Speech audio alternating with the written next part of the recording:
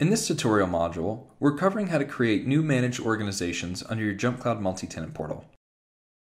For managed service providers and partners, we've created the ability to easily create an organization under your multi-tenant portal. This creates a full JumpCloud organization that is linked to your company as a managed client under your provider model.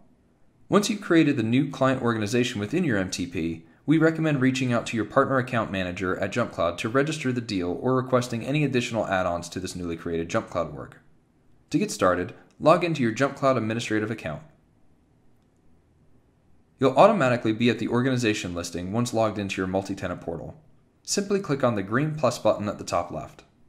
A Create New Managed Organization pop-up will appear asking for the organization name. Go ahead and input the name of the new client you're working with that will be using JumpCloud. Note: all provider admins will automatically have access to create any organization created in this way. In our demo example, I will use the example company Pearl Street Pizza and Subs Co. Once the organization name looks correct, go ahead and hit the Save button at the bottom right.